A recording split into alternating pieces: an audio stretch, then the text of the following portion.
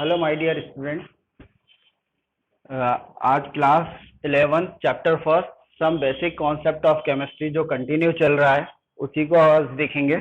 और इसमें law of chemical combination देख रहे थे लास्ट टाइम। और इसमें जो लॉ देखे हुए थे उसमें फर्स्ट लॉ क्या था? Law of conservation of mass. और सेकंड लॉ था लॉ ऑफ कांस्टेंट कंपोजिशन। इसी उसी चीज को आगे बढ़ाते हुए आज जो थर्ड लॉ है वो है law of multiple proportion. Law of multiple proportion, ये जो साइंटिस्ट थे जॉन डेल्टन, इन्होंने 1804 में ये लॉ दिया हुआ था।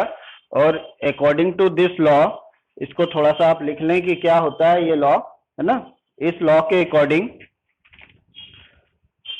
when two element combine to form when two element combine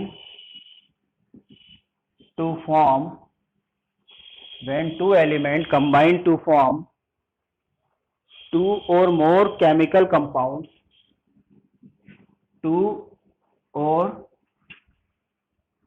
more chemical compounds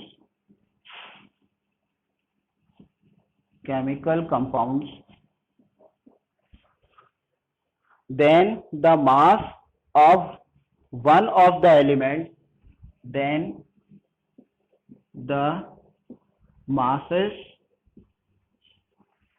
of one of the element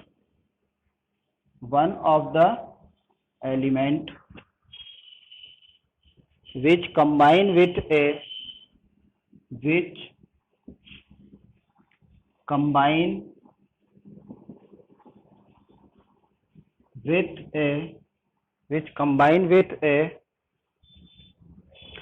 mass of the other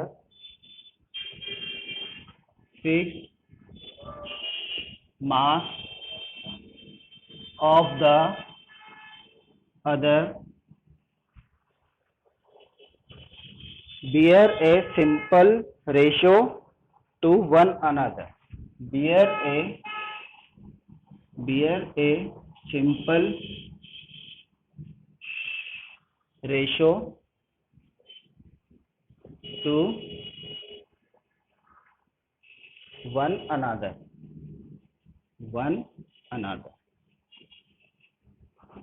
तो अकॉर्डिंग टू दिस लॉ होता क्या है इस लॉ में?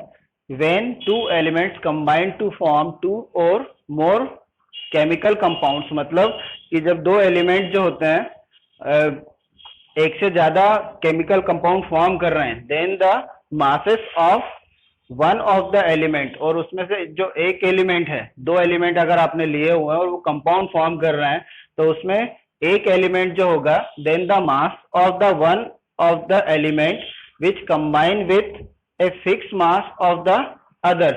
तो उसमें से एक एलिमेंट जो दूसरे एलिमेंट जो होगा वो उसमें क्या होगा कि वो फिक्स मास से उसका एक एलिमेंट का मास फिक्स होगा और दूसरा एलिमेंट जो होगा एक सिंपल रेशो में होगा। सीधा सिंपल सा है कि जो दो एलिमेंट होंगे ए और बी, तो इसमें से एक एलिमेंट जो होगा, है ना, उसका एक जो मास होगा वो क्या होगा? फिक्स होगा। और दूसरा वाला जो होगा ये किस में होगा? एक सिंपल रेशो में उसमें प्रेजेंट होगा। ठीक है, अब इसको एग्जाम्पल के थ्रू अच्छी तरह से और क्लियर हो जाएगा आप लोगों को। एग्जाम्पल के थ्रू इसको समझ सकते हैं आप कि जैसे फॉर एग्जाम्पल यहां आपने लिया हुआ है कार्बन और ऑक्सीजन, है ना। तो कार्बन एंड ऑक्सीजन वाले ये दो एलिमेंट हो गए। जैसे फॉर एग्जाम्पल आपने यहाँ पर एक ले लिया कार्बन एंड ऑक्सीजन। तो कार्बन एंड ऑक्सीजन जो लिया हुआ है, तो इससे जो रिलेट कंपाउंड जो होते हैं वो एक हो सकता है कार्बन मोनोऑक्साइड और कार्बन डाइऑक्साइड। ठीक है, अब यहाँ पर जो रेशो देखेंगे, अगर आप इन दोनों में से किसी एक एलिमेंट का रेशो मास जो है अपन फिक्स कर दें, तो दूसरे का मास जो होगा वो एक सिंपल रेशो में होगा। जैसे फॉर एग्जांपल यहाँ पर हाइड्रोजन कार्बन जो है ना, इसका मास जो है आपने फिक्स कर दिया है। हाँ, जो भी इसका मास है उसको आपने क्या कर दिया? फिक्स कर दिया। तो उस कंडीशन में ऑक्सीजन जो होगा, ऑक्सीजन का जो रेशो होगा वो क्या होगा? यहाँ पर 1 1:2। तो यहाँ पर ये एक सिंपल होल नंबर रेशो होगा किसका, दूसरे एलिमेंट का, कार्बन का। अगर आप यहाँ पर भी अगर देखें आप, तो यहाँ पर भी इसका जो मास होगा वो इसके बराबर ही होगा। हाँ, तो इसको अगर आपने फिक्स कर दिया है, इस कार्बन को आप मास इस कार्बन का आपने फिक्स कर दिया, तो दूसरा जो एलिमेंट है वो क्या होगा, एक सिंपल होल नंबर रेशियो में प्रेजेंट होगा। ठीक है, एक एग्जांपल तो ये हुआ। और दूसरा कि अब ये तो क्या हो गए, कार्बन के ऑक्साइड हो गए। ठीक है, इसी तरह से नाइट्रोजन के जो ऑक्साइड होते हैं, इसका एग्जांपल बहुत इंपॉर्टेंट है ना। यहाँ पर दूसरा एग्जांपल आप ले सकते हो, oxide of nitrogen, oxides of nitrogen. तो ऑक्साइड ऑफ नाइट्रोजन जो है, इसमें नाइट्रोजन के ऑक्साइड जो होते हैं वो काफी सारे होते हैं। इसी उनमें से ही अपन एक दो ऑक्साइड बाय नंबर ले रहे हैं। जैसे फर्स्ट नंबर क्या हो गया यहाँ पर, N2O। N2O इसको कहा जाता है नाइट्रस ऑक्साइड। हाँ, सेकेंड आपने लिया NO, ये है नाइट्रिक ऑक्साइड, इसको कहा जाएगा नाइट्रिक ऑक्साइड। मतलब ये फर्स्ट वाला जो है इसको कहते हैं नाइट्रस ऑक्साइड, सेकंड वाला है नाइट्रिक ऑक्साइड,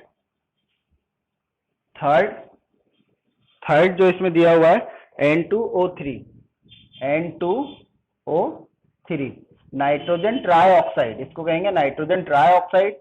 फोर्थ वाला जो है वो क्या है, NO2 नाइट्रोजन डाइऑक्साइड, NO2। और फिफ्थ जो है वो क्या है, N2O5 नाइट्रोजन पेंटा ऑक्साइड, N2O5। अब देखिए ये 5 टाइप ऑफ ऑक्साइड हो गए। अब यहाँ पर अगर आप एक टेबल के थ्रू कर इसको आप देखें, है ना, तो मास वेट ऑफ नाइट्रोजन, अगर वेट ऑफ नाइट्रोजन की बात करते हैं यहाँ पर, वेट ऑफ नाइट्रोजन, तो इसके लिए क्या होगा, यहाँ पर नाइट्रोजन का वेट जो हो रहा है वो कितना है, 28।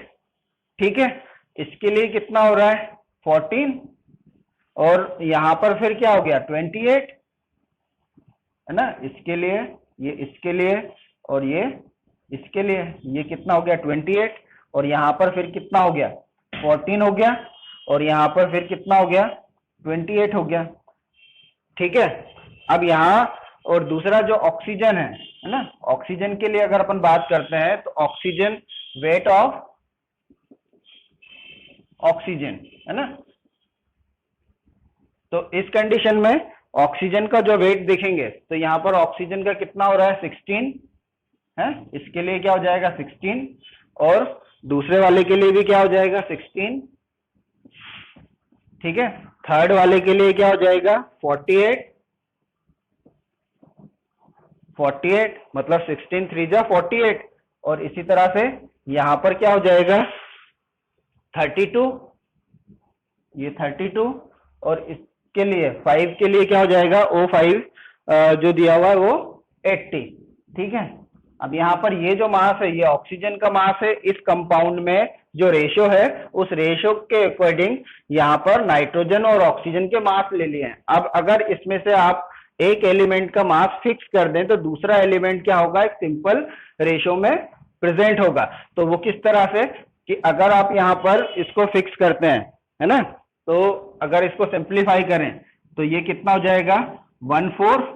ठीक है, 1/4, और ये 8, क्लियर हो गया।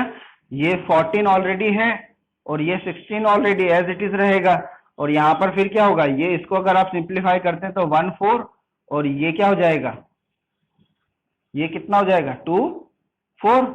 हाँ, इसी तरह से ये जो 14 दिया हुआ है तो ये आपका क्या रहेगा, वैसा के वैसे ही 32 रहेगा।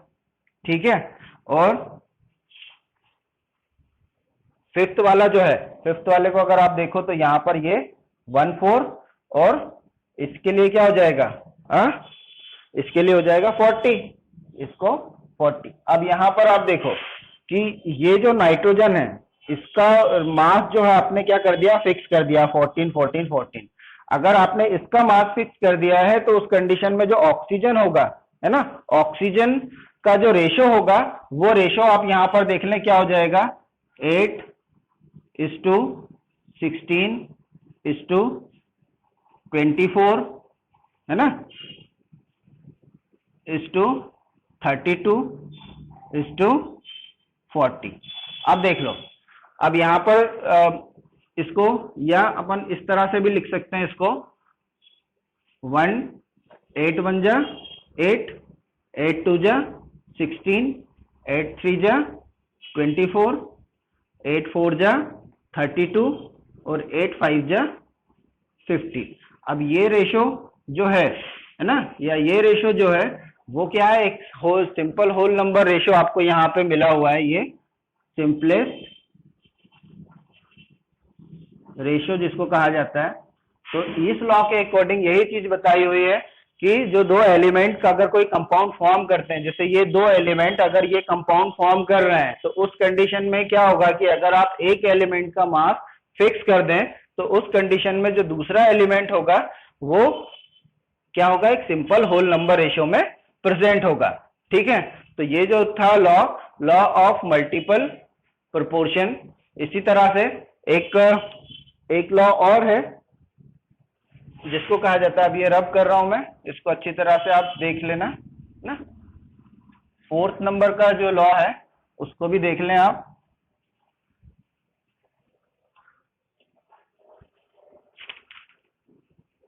फोर्थ लॉ जो कहलाता है उसको कहा जाता है Gay Lussac's law of combining volume. Gay Lussac's law of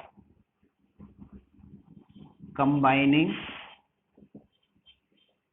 volume, combining volume. ठीक है, अब इस कंबाइनिंग वॉल्यूम इसको अच्छी तरह से आप देख लें, यहाँ पे साइंटिस्ट का तो नाम है ना, और ये जो साइंटिस्ट थे गे-लुसेक जो थे साइंटिस्ट, इन्होंने 1808 ये जो लॉ दिया था, 1808 में ये लॉ दिया हुआ था। और इस लॉ के अकॉर्डिंग क्या होता है उसको आप थोड़ा सा नोट डाउन कर लें। If two gases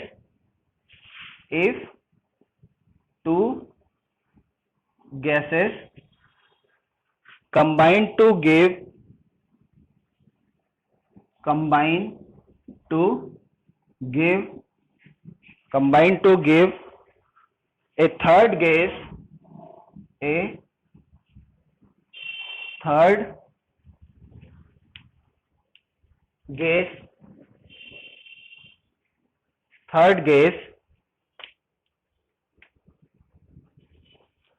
then all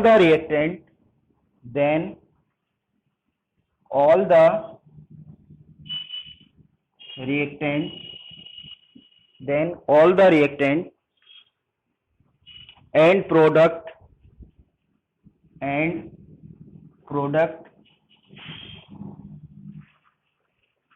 bear a whole number ratio, bear a whole number ratio। Clear, whole number ratio means क्या हुआ कि इस लॉ के अकॉर्डिंग अगर दो गैसेस कंबाइन होती हैं और अगर थर्ड गैस बनती है ना, उसके कंबाइन होने पर जो थर्ड गैस बनेगी तो उस कंडीशन में जो रिएक्टेंट और प्रोडक्ट जो होंगे वो क्या होंगे, एक होल नंबर रेशियो में प्रेजेंट होंगे। किस तरह से यहाँ पर मैं बता रहा हूं आपको, वो ज्यादा आपको क्लियर हो जाएगा ना। तो इसका एग्जाम्पल लेके मैं आपको बता देता हूं कि इसका एग्जाम्पल क्या हो सकता है। इसको इस तरह से, जैसे फॉर एग्जाम्पल आपने यहाँ पर क्या ले लिया, H2, ठीक है, ये क्या है गैस, प्लस आपने क्या ले लिया Cl2, ये क्या है गैस। अब ये जब कंबाइन होंगी तो कंबाइन फॉर्म में ये क्या बनाएंगी, HCl, ट्वाइस HCl, और ये भी क्या होगा, गैस होगा। अब यहाँ पर अगर आप देख रहे हैं तो बाय वेट अगर इसको देखें तो बाय वॉल्यूम अगर आप देख रहे हैं तो बाय वॉल्यूम इसका जो रेशियो होगा, है ना, ये 1 वॉल्यूम हो गया, इसको कह लें अपन इस तरह से लिख लें 1 वॉल्यूम, ये भी क्या हो जाएगा 1 वॉल्यूम, हाँ, और ये क्या हो जाएगा 2 वॉल्यूम। अब अगर इसका होल नंबर रेशियो अगर आप देखें इस रिएक्शन में, पूरा ये जो गैस जो है हाइड्रोजन और ये क्लोरीन है ना, ये कंबाइन होकर क्या बना रहे हैं, हाइड्रोक्लोरिक गैस है ये, हाँ। तो अब यहाँ पर इसका जो बाय वॉल्यूम अगर इसको आप देखते हैं तो इसका जो रेशियो बनता है रिएक्टेंट और प्रोडक्ट का, यहाँ पर ये क्या हो गए, ये जो है ये दोनों ये रिएक्टेंट हो गए, हाँ, और ये जो है इसको क्या कहेंगे अपन, प्रोडक्ट कहेंगे। तो इन दोनों का जो रेशियो होगा वो एक क्या होगा, सिंपल होल नंबर रेशियो होगा। अब यहाँ पर आप देख लें कि ये रिएक्टेंट 1:1:2, तो ये जो रेशियो बना हुआ है ना, ये रिएक्टेंट और प्रोडक्ट का बना हुआ है, जो कि एक क्या है, सिंपल होल नंबर रेशियो है, ठीक है। अब ये जो लॉ दिया हुआ था, ये जो लॉ था ये एक तरह से क्या था, this law was derived from Berzelius hypothesis, है ना। अब ये जो बर्जीलियस हाइपोथेसिस जो था, एक साइंटिस्ट थे बर्जीलियस, जिन्होंने एक हाइपोथेसिस दिया हुआ था, मीन्स होता है हाइपोथेसिस का कि उन्होंने स्टेटमेंट का कोई स्टेटमेंट दे दे और उसको प्रूफ अगर नहीं कर पाए तो वो एक तरह से क्या कहलाती है, हाइपोथेसिस कहलाती है। तो यहाँ पर ये जो लॉ था वो क्या हुआ था कि जो लॉ दिया हुआ था किससे लिया हुआ है, ये लॉ बर्जीलियस हाइपोथेसिस के अकॉर्डिंग ये लॉ डिराइव हुआ है ना। तो ये जो लॉ है 4th नंबर का, गे-लुसेक्स लॉ ऑफ कंबाइनिंग वॉल्यूम। अभी आपने 4th total number of loss जो देखे हुए हैं वो कितने लॉ हैं, 4 लॉ हो गए हैं, है ना। फर्स्ट, सेकंड, थर्ड मैंने आपको बताया लॉ ऑफ मल्टीपल प्रोपोर्शन, और 4th लॉ जो बताया हुआ है Gay Lussac's law of combining volume, ठीक है। आगे इसके अभी और लॉ बाकी हैं, वो नेक्स्ट वीडियो में अपन देखेंगे, नेक्स्ट लेक्चर में उसको देखेंगे, है ना। इनको आप अच्छी तरह से रीड करें, प्रिपेयर करें। यहाँ पर आपको पूरा कंप्लीटली बताया जा रहा है, आप इसको इस तरह से अच्छी तरह से प्रिपेयर कर सकते हैं नोट्स अपने, है ना। और एट लास्ट चैनल को सब्सक्राइब करें, लाइक करें, शेयर करें। थैंक्स।